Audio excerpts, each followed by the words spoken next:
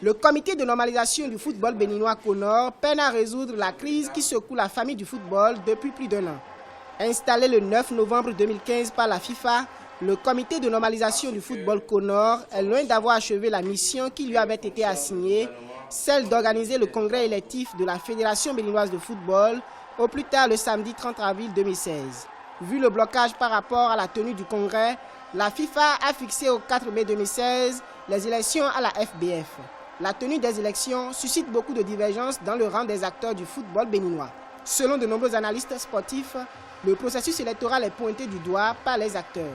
Quand vous voyez le processus électoral qui est mis en branle, il y a une seule liste, c'est la liste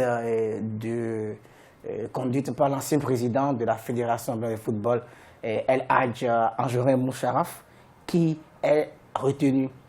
Les autres listes n'ont pas pu être déposées faute de délai. Pour parvenir au retour de la sérénité au sein de la famille du football, le CONOR a mené plusieurs activités devant sceller la réconciliation entre les différents acteurs du football béninois.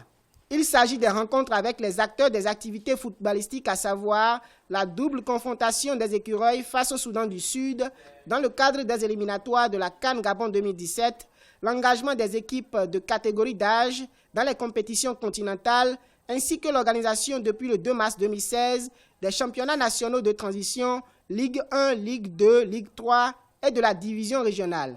Malgré l'accomplissement de cette mission du retour à la sérénité, le doute plane sur la tenue dans le délai des élections à la FBF. Pour de nombreux analystes sportifs, le Bénin n'est pas à l'abri des sanctions. Il y a plusieurs pays qui ont été sanctionnés. Il y en a qui se sont retirés. On a vu le Mali qui s'est retiré des compétitions.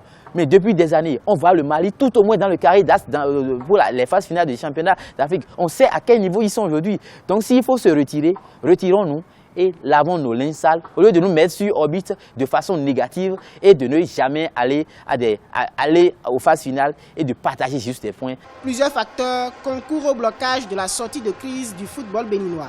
Il s'agit entre autres des conflits d'intérêts entre les dirigeants.